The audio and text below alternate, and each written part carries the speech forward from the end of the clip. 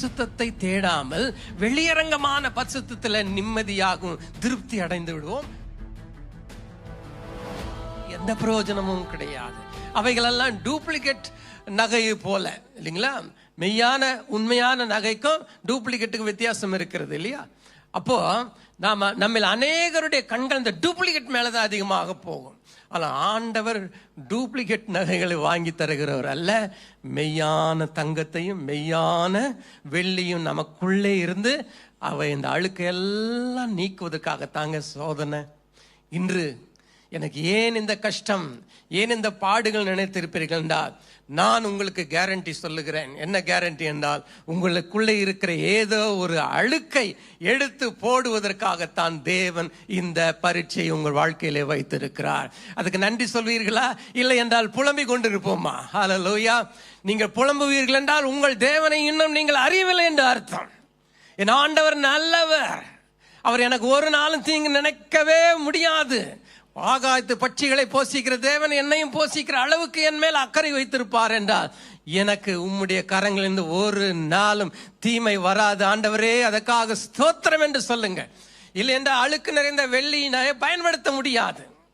வெள்ளி அது ஒரு நல்ல நகையாக, நல்ல ஒரு ஜுவல்லாக மாற வேண்டும் என்றால் அதனுடைய அஸ்தங்கள் நீக்கப்பட்டால் ஒழிய அதை உண்டாக்குறவனாலே அதை உருவாக்க முடியாது. அதே விதமாக தான் உங்களையும் என்னையும் ஆண்டவருடைய பாதைகளை நடத்தும் பொழுது அவருடைய விருப்பமே என்னவென்றால், அவரை போலவே நீங்களும் நானும் பரிசுத்தமாய் சுத்தமாய் அவரை போல வாழ வேண்டும் என்பதுதான் அவருடைய விருப்பம். அன்பானவர்களே, நான் ஆண்டவரை அறிந்து 40 வருஷங்கள் ஆகிறது.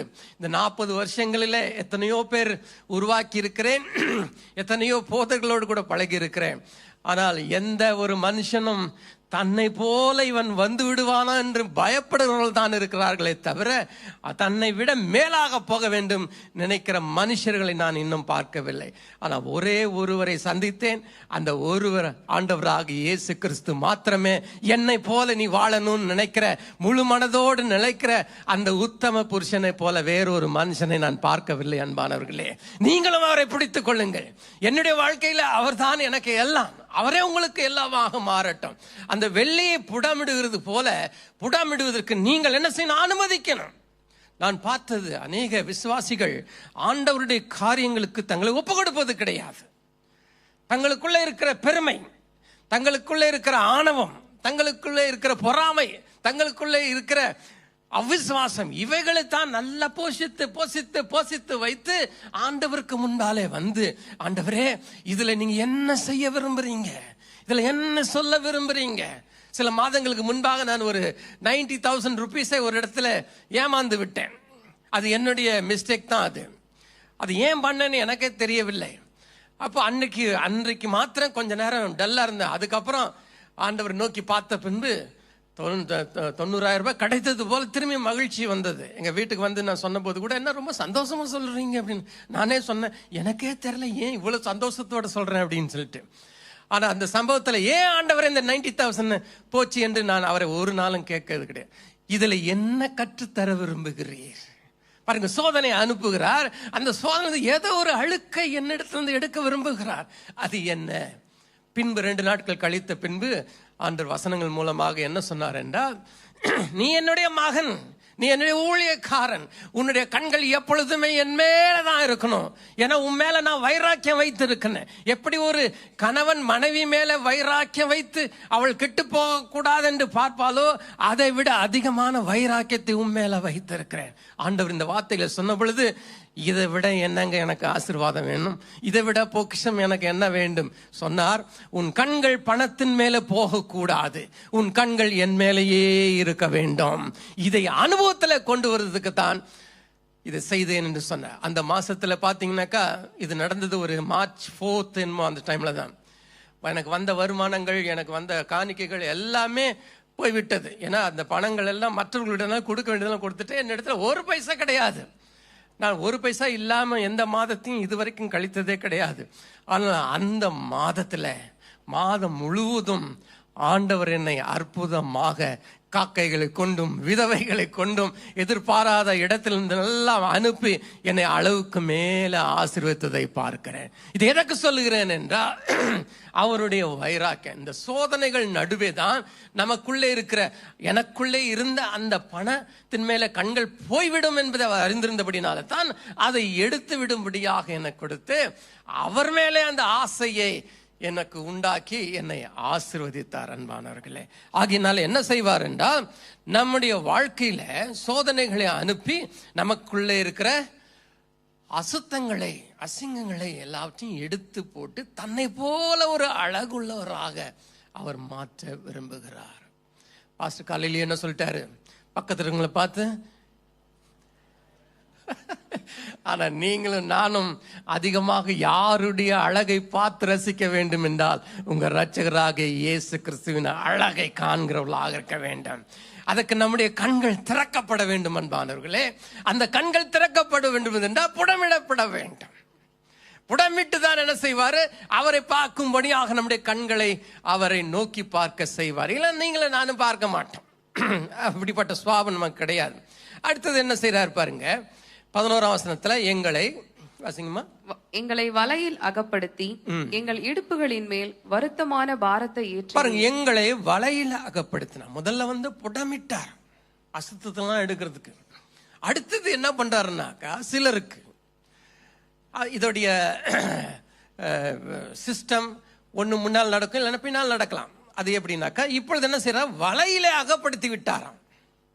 இந்த வலை என்று ஏன் இங்க பயன்படுத்தப்படுதுன்னா, ஒரு எலியோ அல்லது ஒரு பறவையோ ஒரு வலைக்குள்ள சிக்கிக்கொள்ளும் என்றால் அந்த வலையை தாண்டி அது போகவே முடியாது. லெஃப்ட் சைடில் போனாலும் ஒரு நிலை இருக்கிறது, ரைட்ல போனாலும் அவ்வளவுதான், முன்னால போனாலும் பின்னாலும் எங்கேயும் அதை விட்டு போக முடியாது. அதுக்கென்று வரையறுக்கப்பட்ட ஒரு பகுதிக்குள்ள சிக்கி கொண்டிருக்கும். அது என்னவென்றால் தன்னுடைய சுதந்திரத்தை இழந்து விடும்.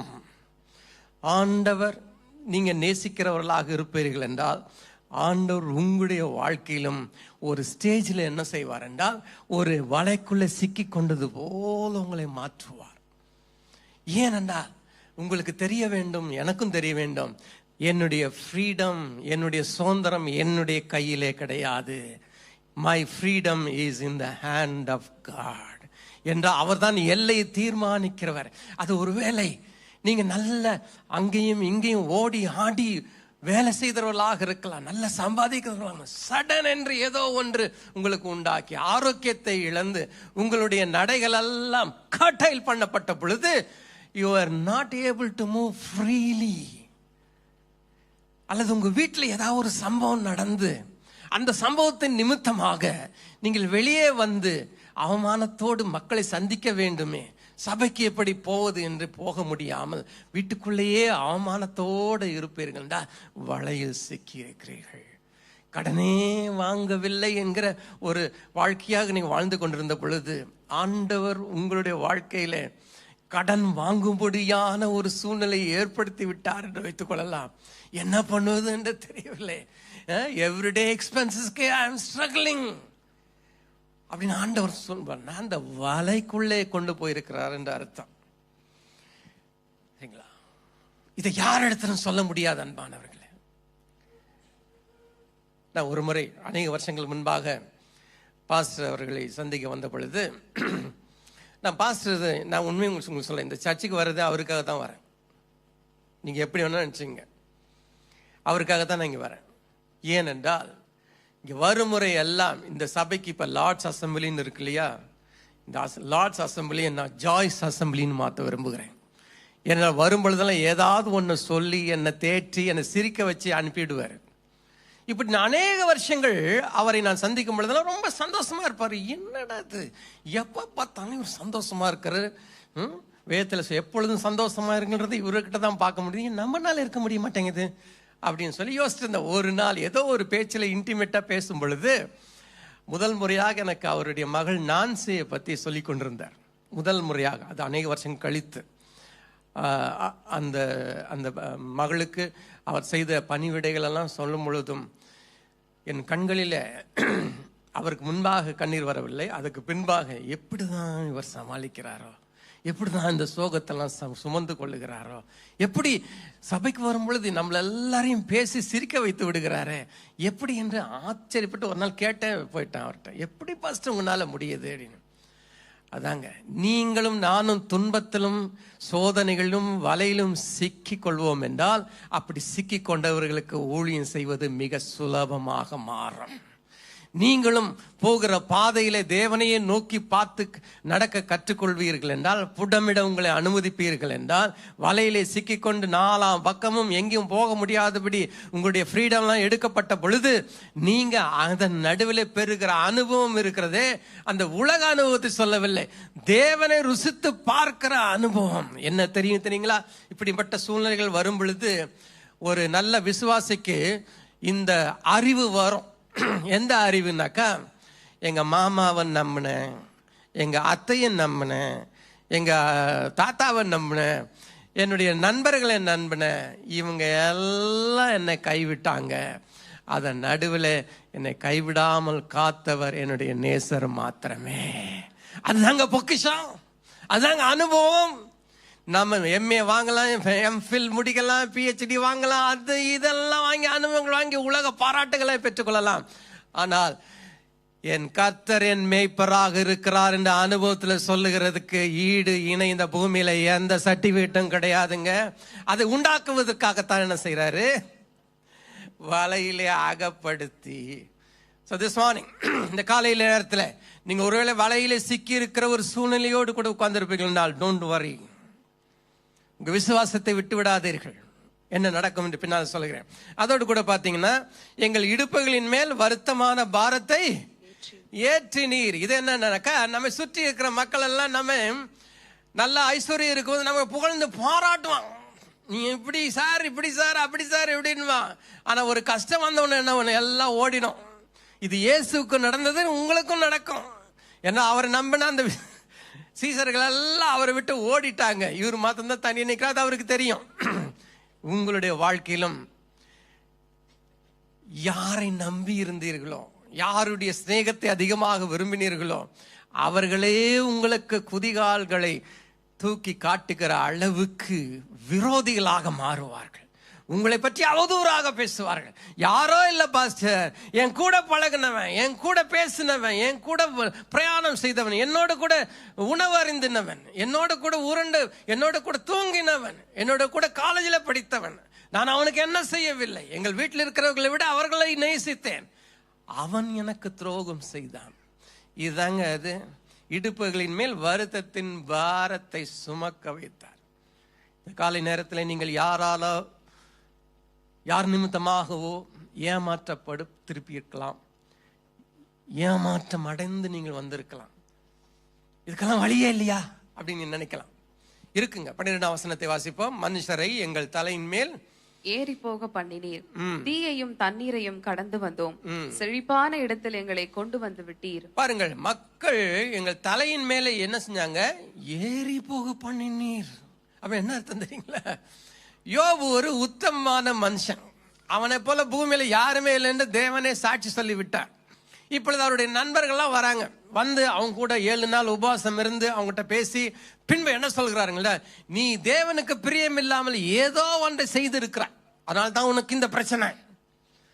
இல்லைன்னா எப்படி இவ்வளவு ப்ராப்ளம் வரும்? எப்படி ஒரே நாள்ல ஒரே சமயத்துல உன்னுடைய 10 குழந்தைகளையும் எப்படி அழிந்து போவார்கள்? நீ தேவனுக்கு விரோதமாக செய்திருக்கிறாய். யோபுனால எந்த விளக்கமும் தர முடியவில்லை. நீங்களும் நானும் ஏன் இப்படி நடந்தது என்று விளக்கம் சொல்லாத ஒரு சூழ்நிலை இருப்போம் என்றால் நாம் யோபை போல இருக்கிறோம் அர்த்தம். பக்கத்துல உட்கார்ந்து இருக்கவங்க நினைக்கலாம், இவர் எப்படி இருந்தார் இன்னைக்கு இப்படி இருக்கிறாரு. காரணம் ஏதோ ஒரு பாவம், ஏதோ ஒரு ரகசிய பாவம் என்று அவர்கள் சொல்வதை உங்கள் காதுகள் கேட்கும் என்றால் அதுதாங்க தலையின் மேல ஏறி போக பண்ணார். இப்படி பேசுவார்கள். இதெல்லாம் யாருக்கு வரும்னாக்கா, இயேசுவை பின்பற்ற வேண்டும் என்று எவன் நினைக்கிறானோ அவனுக்கு வருங்க. நீங்க கிறிஸ்துவுக்குள்ளே வளர்ந்து பொக்கிஷங்கள் வெளியே வர வேண்டும் என்றால் இந்த அனுபவங்கள் நமக்கு தேவை. ஆனால் ஆண்டவருக்கு ஸ்தோத்திரம், தீயையும் தண்ணீரையும் கடந்து வந்தோம். அதெல்லாம் அனுபவங்கள். நான் கண்டு கொண்டது என்னவென்றால், இயேசுவே இயேசுவே என்று கூப்பிட்டு கொண்டே இருக்கலாம். ஆனால் ஒரு கடன் பிரச்சனையில சிக்கி நம்மை சிலர் அவமானப்படுத்தும் பொழுது, அவதூறு பண்ணும் பொழுது, அல்லது நமக்கு வர வேண்டிய ப்ரமோஷனை தடுத்து நிறுத்தி அதை வேறொருவனுக்கு கொடுக்கப்படும் பொழுது, நம்மிடத்துல கடன் வாங்கி விட்டு நம்மையே ஏசுகிறவனை நாம் சந்திக்கும் பொழுது, பக்கத்து வீட்டுக்காரன் நம்ம மேல பொறாமை கொண்டு செய்யக்கூடாத தீமைகள் எல்லாம் செய்யும் பொழுதும், இதன் நடுவிலேயும் என்னை அவர் கொன்று போட்டாலும் அவரையே நான் நம்புவேன் என்று சொல்கிறான் பாருங்க. அவன் தான் இங்கே சொல்லப்பட்டிருக்கிறது. நான் கண்டுகொண்ட இயேசுவை பற்றி தான் சொல்லுகிறேன். என்னவென்றால், ஆண்டவர் எப்பவுமே சோதனை கொடுத்துட்டே இருக்க மாட்டாருங்க. Is not a bad God, is a good God. கர்த்தர் நல்லவர், ஏன்னா எனக்கு நன்மை செய்யணும்னு நினைக்கிறாருங்க, இல்லைங்களா? இப்போ உங்களுடைய பிள்ளைகள்லாம் நல்ல சுறுசுறுப்பா இருக்கணும்னா நீங்க என்ன செய்யுங்க, காலையில் 5 மணிக்கு எழுந்துடுறா, ஓடுறான், கொஞ்சம் எக்ஸசைஸ் பண்ணிட்டு வான்னு நீங்க சொல்லிங்கன்னா நீங்க பண்ணிட மாட்டீங்க. ஆனா இப்ப தெரியுது அது தேவைன்னு, அதை இப்பவே சொல்லி தரீங்கன்னாக்கா அவன் சொல்வான், இவரே செய்யல நம்மள மாத்திரம் செய்ய சொல்றாருன்னா அவன் குற்றம் சொல்லுவான். ஆனா நீங்க செய்வது எதற்காக? அவர்கள் என்னை போல நம்மை போல கஷ்டப்படக்கூடாதுன்ற ஒரு நன்மைக்கு தானே செய்கிறீர்கள். அதே மாதிரி தான் நம்முடைய பரமபிதாவும் உங்களுக்கும் எனக்கும் நன்மை உண்டாக வேண்டும், அந்த பொக்கிஷம் வெளியே வர வேண்டும். அல்லேலூயா. பாருங்க, அந்த பொக்கிஷம் வெளியே வந்தாதான் மக்கள் வாங்குவார்கள். மக்கள் அதை பார்க்கணும், பார்த்துதான் வாங்குவாங்க. சும்மா இயேசு இயேசுன்னு சொல்லிட்டு இருந்தோம்னா அவங்க கேட்க மாட்டாங்க. அப்ப இந்த இயேசு எப்படி கொண்டு வருதுனாக்கா, இந்த பிரச்சனைகள் வரும் பொழுது எப்படி உறுதியாய் நிற்கிறோம் என்பதை 4 பேர் பார்க்க வேண்டும். அது ஒருவேளை உங்க வீட்டுக்குள்ளேயே பார்க்க வேண்டும், அல்லது ஆபீஸ்ல பார்க்க வேண்டும், வேலை செய்யற இடங்களில் பார்க்கணும். எப்படி இவனுக்கு இவ்வளவு கஷ்டம் வந்தாலும் உறுதியா நிற்கிறான்? அப்போ அவன் சொல்லணும், நாங்க போகிற சபையில எங்களுக்கு சொல்லி கொடுக்குறாங்க, நாங்க ஜெபம் பண்றவங்களா மாறிட்டு வரோங்க, ஆண்டவர் மேல எப்படி விசுவாசம் வைக்கணும்னு சொல்லி கொடுக்குறாங்க, நீங்களும் வாங்கன்னு சொல்லும் போது தான் வருவார்கள். புரியுதுங்களா? உங்களுடைய பொக்கிஷத்தை எப்படி கொண்டு வருகிறார்? நான் கண்டுகொண்ட காரியம் என்னவென்றால், ஆண்டவர் எப்பவுமே பள்ளத்துல அனுப்பி பள்ளத்தாக்கின் நடுவில் அவன் கூட இருக்கிறேன் சொல்லிக்கிட்டே இருக்கவே மாட்டார். எல்லாவற்றுக்கும் ஒரு காலம் உண்டு, எல்லா பாடுகளுக்கும் ஒரு காலம் உண்டு. ஒரு காலம் வரும் பொழுது என்ன நடந்தது பாருங்கள். அந்த வசனம் சொல்லுகிறது, 12ஆம் வசனம் கடைசி பகுதி, செழிப்பான இடத்தில் எங்களை கொண்டு வந்து விட்டீர். அல்லேலூயா, அல்லேலூயா. இந்த சபையினுடைய சாட்சி அப்படித்தானே. நான் முதல் முறை வந்த பொழுது இந்த பக்கத்துல இருந்தது சபை. பாஸ்டர் வந்து ஒரு ப்ளூ கலர் பேனர் மாதிரி இந்த பிளாஸ்டிக் ஷீட் எல்லாம் போட்டிருப்பாரு. அங்கதான் வந்தேன். இன்றைக்கு பாருங்க, செழிப்பான இடத்துல எங்களை கொண்டு வந்தது. உண்மையா அந்த கரங்களை தட்டி ஆண்டவருக்கு மகிமை செலுத்துவோமா? How wonderful that God is. Pastor இதுக்கு முன்னால மீனம்பாக்கத்தில் வேற எங்கேயோ இருந்தார், அது நங்கநல்லூர் இருந்தார், அப்ப எனக்கு தெரியாது. நான் வந்த பொழுது அப்படிதான் இருந்துச்சு. அதுக்கு புறப்பட்ட அதே இடத்துல அன்னைக்கு யாருக்கு தெரியும் இப்படிப்பட்ட ஒரு இடத்துல இப்படியெல்லாம் பயன்படுத்த முடியும், இப்படியெல்லாம் செய்ய முடியும் என்று யாருக்கு தெரியும்? அதே மாதிரி தாங்க உங்களுடைய வாழ்க்கையிலும் என்னுடைய வாழ்க்கையிலும் என்ன நடக்கும் என்று யாருக்கும் தெரியாது. ஆனா உங்களையும் என்னையும் அழைத்து தம்முடைய பொக்கிஷமாக மாற்றி கொண்டிருக்கிற தேவனுக்கு மாத்திரமே தெரியும். ஆகையினால் என்ன செய்யணும்? அவருக்கு முன்னால நம்ம சரணடைகிறவர்களாக இருக்க வேண்டும். இந்த சரணடைவது என்றால் என்ன என்று பார்க்கும் பொழுது, அந்த செழிப்பான இடத்தை பற்றி நான் திரும்ப சொல்லுகிறேன். அந்த செழிப்பான இடம்ன்றது எது என்னன்னா, என்னுடைய லைஃப்ல சரிங்களா, ஆண்டவர் செஞ்சதை உங்களுக்கு சொல்லுகிறேன். என்னுடைய வாழ்நாட்களில் அநேக வருஷங்கள் ஃப்ரஸ்ட்ரேஷனோடு தான் நான் வாழ்ந்தேன். என்ன ஃப்ரஸ்ட்ரேஷன்னா, பணம் அல்லது வியாதி அவைகள்னால அல்ல, மனிதர்கள் செய்த அநியாயங்களை பார்த்து பார்த்து பார்த்து நான் அநேக வேளை சோர்ந்து போனேன். சரிங்களா, நான் என்னுடைய வாழ்க்கையில் எங்க போனாலும் என் மேலே பொறாமைப்படுகிறவர்கள் தான் அதிகமாக இருந்தார்கள், எனக்கு தீங்கு செய்கிறவர்கள் தான் அதிகமாக இருந்தார். ஒரு நாள் ரொம்ப ஃபெடப் ஆகி, ஆண்டவரே ஊழியத்தில் அது இதுன்றாங்க, அப்படியெல்லாம் என்னால் ஒன்றுமே செய்ய முடிய மாட்டேங்குது, ஏன் எல்லா இடத்துல என் மேல வன்கண்கள் படுகிறது, ஏன் என் மேல அக்யூசேஷன் வருகிறது, ஏன் என்னை எப்படியாவது கீழே தள்ளணும் என்று நினைக்கிறார்கள், அப்படி என்ன என்கிட்ட இருக்குது அப்படின்னு கேட்டேன். அப்போ ஆண்டவர் உனக்கு ஒரு நாள் சொன்னார், மனுஷன் உன் முகத்தை பார்க்கிறான், நானோ உன் இருதயத்தை பார்க்கிறேன். உன்னுடைய இருதயம் எனக்காக ஏங்குகிறதை நான் பார்க்கிறேன். அது அவர்களுக்கு கிடையாது. அவர்கள் பார்த்து உண்மையில பொறாமைப்படுவது காரணம் நான் உனக்குள்ளே இருந்து கொடுக்கிற அந்த பிரசன்ஸ் சொன்னார். அது எனக்கு அன்று புரியவில்லை. பின்பு நாட்கள் செல்ல செல்ல எனக்குள்ளே பொறாமைகள் இருந்தது. நான் ஊழியக்காரனாக இருந்த பொழுது பாஸ்டர் மோகன் சபையில் தான் ஊழியக்காரராக இருந்தேன். அப்பொழுது யார் யாரெல்லாம் உதவி போதர்கள்லாம் என் கூட நல்லா ஒத்து போய் நான் சொல்லதை கேட்டாங்கன்னோ அவங்க எல்லாரையுமே ஒரு உயர்ந்த நிலைக்கு வந்து விடுவார்கள். ஆனால் எந்தெந்த அசிஸ்டன்ட் பாஸ்டர்லாம் எனக்கு முரட்டோட்டம் பண்ணுறானோ, எவன்லாம் நமக்கு தீங்கு செய்யணும்னு நினைக்கிறானோ, கீழ்ப்படிது இல்லையா, அவங்கள எல்லாத்தையும் வேணும்ன்ட்டு நான் என்ன பண்ணுவேன், உயர விடவே மாட்டேன். அவங்க தட்டி வச்சுக்கிட்டே தான் இருப்பேன். இது ஒரு உதாரணம். பண ஆசை நிறைய இருந்தது எனக்குள்ளே. பெரிய பாஸ்டராக வரணும், பெரிய சபை கட்டணும், அதை செய்யணும், இதை செய்யணும், நல்ல ட்ரெஸ் பண்ணிக்கணும், பந்தா காட்டணும், அந்த காரில் போகணும், அப்படிலாம் ஆசைகள்லாம் இருந்தது ஊழியக்காரனாக எனக்கு. சரிங்களா? ஆனால் இவைகள் நடுவில் ஒரு சமாதானம் இல்லாதவனாக ஒரு விசுவாசியாகவே தான் இருந்தேன். ஜெபம் பண்ண காரியங்கள் நடக்கும், பிரசங்கம் பண்ண ஜனங்களுக்கு ரொம்ப பிடிக்கும், இதெல்லாம் இருந்தாலும் நிர்பந்தமான மனுஷன் நான், பவுல் சொல்றாரு இல்லையா, அப்படித்தாங்க இருந்தது அநேக வருஷங்கள். தத்தளிப்பு, சரிங்களா, மூழ்கி போய்விடுவோம் என்ற பயம், தீயிலே போய்விடுவோம் என்ற பயம், இப்படி எல்லா விதத்திலும் ஆண்டவர் என்னை சோதித்து சோதித்து கடைசியில் நான் என்ன நிலைமைக்கு வந்தேன் தெரியுங்களா? அந்த ஸ்டேஜுக்கு நீங்களும் வந்து விட்டீர்கள் என்றால் சிலுவையை சுமப்பது மிக சுலபம். சிலுவையை சுமந்தால் தான் உயிர்த்தெழுதின் வல்லமை நம்ம மேலே இறங்கும். என்ன நடந்தது என்றால், நான் இதை எப்படியோ புரிந்தோ புரியாமலோ அவருக்கு கீழ்ப்படிஞ்சிருவேன். என்னால் ஒரு 2 நாள் கூட அவர்கிட்ட பேசாமல் இருக்கவே முடியாது. காலை எழுந்து அவரை முதல்ல தேடிட்டு தான் மற்றதெல்லாம். அது செய்யாமல் போனேன்னா எனக்கு ஏதோ பாவம் செஞ்ச மாதிரி நினைவு வந்துடும். அப்போ இப்படியே என்ன பழக்க என்ன செஞ்சிட்டார், ஒரு ஸ்டேஜில் வரும்பொழுது ஒரு நாள் என்கிட்ட பேசினார். அந்த பேசின வசனத்தை நான் உங்களுக்கு சொல்கிறேன். யோவான் 15ஆம் அதிகாரத்தில் 15ஆம் வசனமே, சீஷர்களை பார்த்து அவர் சொல்லுகிறார். அங்கே திராட்சை செடி கொடி எல்லாத்தையும் பேசிட்டு இப்போ ரியாலிட்டியை பேசுகிறார். பாருங்க என்ன நடக்குதுன்றது. அதை கேட்கும் பொழுது எவ்வளவு சந்தோஷமா இருக்கு தெரியுங்களா? 15 இனி நான் உங்களை ஊழியக்காரர் என்று சொல்லுகிறேன் சொல்றாரு.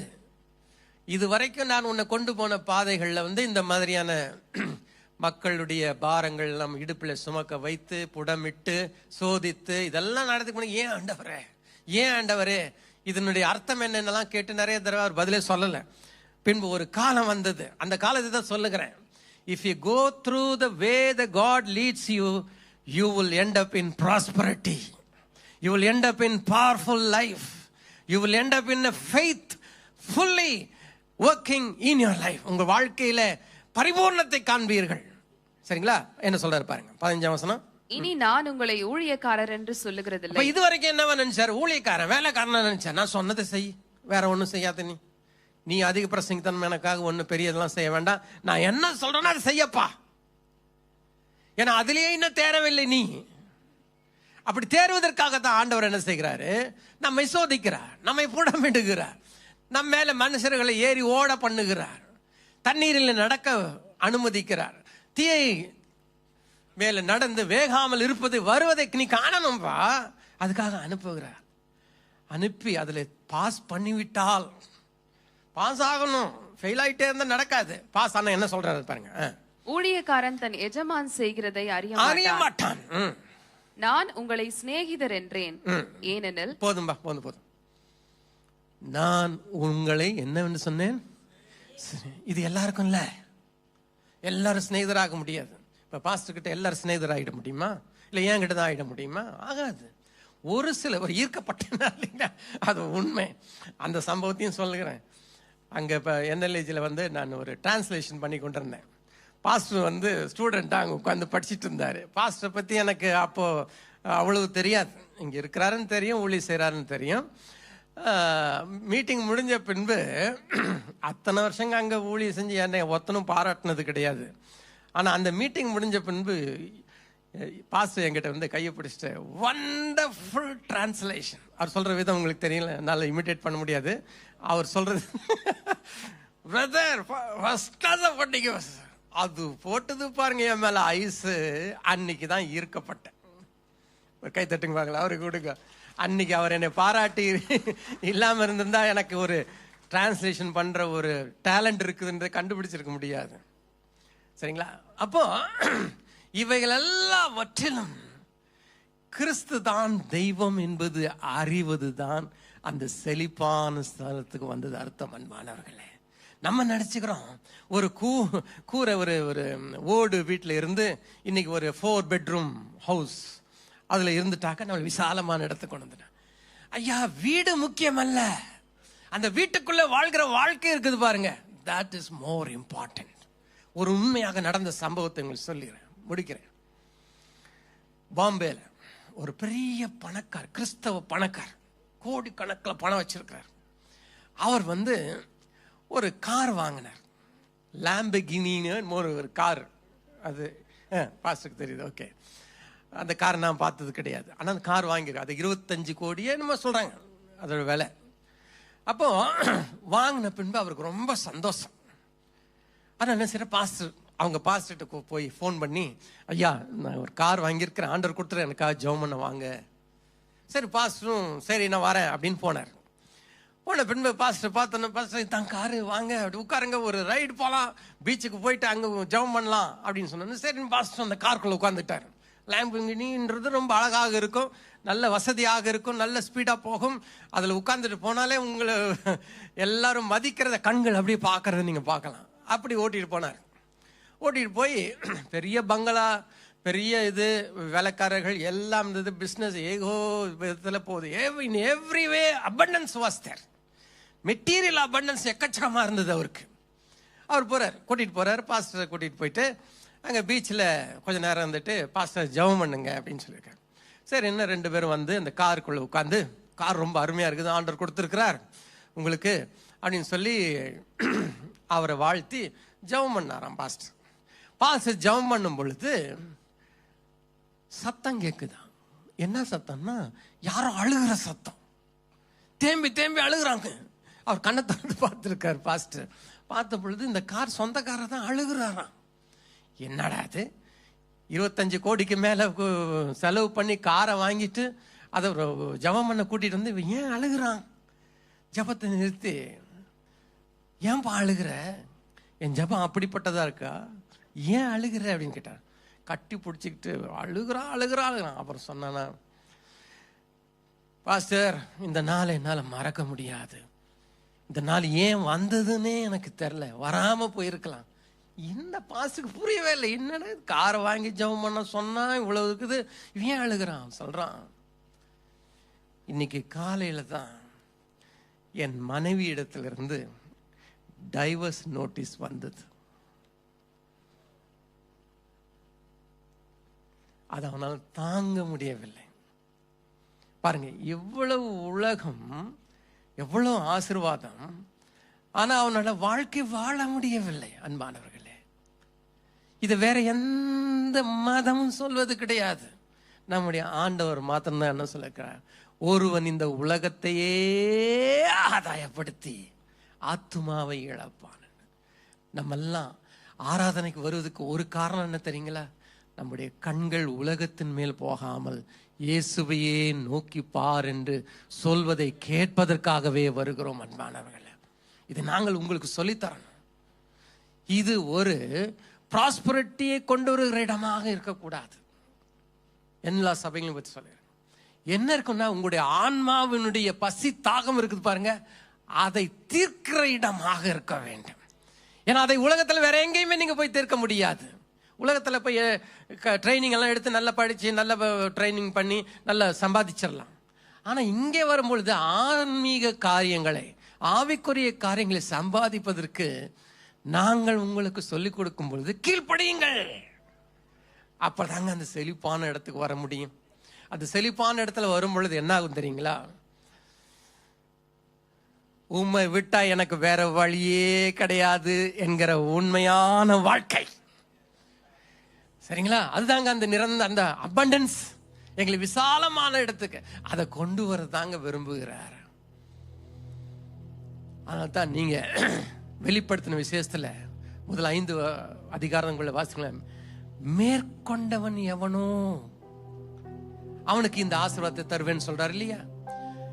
இன்று நான் உங்களுக்கு சொல்ல விரும்புவது, உங்கள் வாழ்க்கையில தேவன் ஒரு திட்டத்தை, லட்சியத்தை வைத்திருக்கிறார். அதை கடந்து போகிற பாதை சுலபமானதல்ல.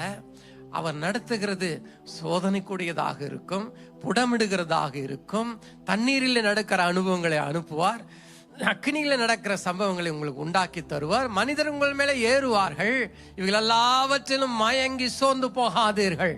ஒரே ஒருவரை மாத்திரம் பார்க்க கற்றுக்கொள்ளுங்கள்.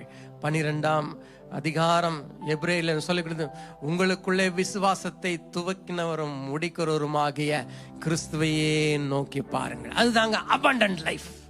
அதுதாங்க செழிப்பான இடம். நம்ம எதுக்கு வாஞ்சிக்கணும்னு, ஆண்டவரே உம்மை விட்டா வேறு வழியே இல்லை என்கிற ஒரு சூழ்நிலைக்கு என்னை அழைத்து செல்லுங்கன்னு கேட்கணும்.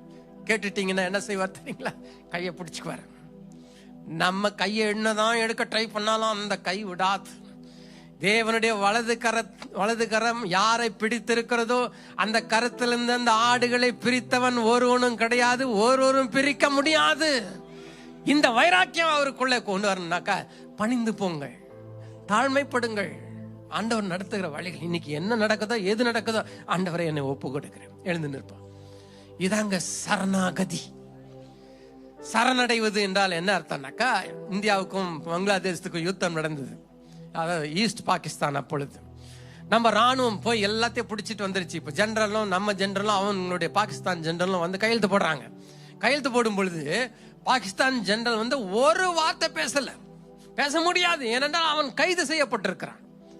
இந்தியா ஜெயித்து விட்டது. இப்ப கையெழுத்து போடணும். என்னன்னாக்கா, இனிமேல் இது எங்களுக்கு சொந்தம் அல்ல, நீங்கள் என்ன இஷ்டமோ அதன்படி செஞ்சுக்கோங்க. இந்திய அரசாங்கத்துக்கு விட்டு கொடுத்துறான். அதே மாதிரி தாங்க நீங்களும் நானும் ஆண்டவருடைய முன்பாக சென்று, ஆண்டவரே என்னை சரணடைகிறேன். கண்களை மூடி யார் முன்னால் வேணாலும் கை கூப்பலாம், யார் முன்னால் வேணாலும் நம்மளை தாழ்த்திக்கலாம் மாணவர்களே. ஆனா இவர்கிட்ட மாத்திரம் தாழ்த்துவீர்கள் என்றால், ஏற்ற காலத்துல ஏற்ற மனிதர்களை கொண்டு, ஏற்ற சூழ்நிலை கொண்டு உங்களையும் என்னையும் உயர்த்த வல்லவராக இருக்கிறார். தாழ்மைப்படுங்கள். ஆண்டவரே நீங்க செய்தெல்லாம் நன்மைக்காக. எல்லாம் வாய் தந்து சொல்லுங்க பார்க்கலாம். எனக்கு நன்மை தான் செய்தீங்களையா. I have misunderstood you. I have misunderstood you. சவறாக புரிந்து கொண்டேன், என்னை மன்னித்து விடுங்க. நீங்க நடத்துற பாதையில நான் போக என்னை அர்ப்பணிக்கிறேன். அல்லேலூயா. தேவனுக்கு மகிமை உண்டாகட்டும், மகிமை உண்டாகட்டும்.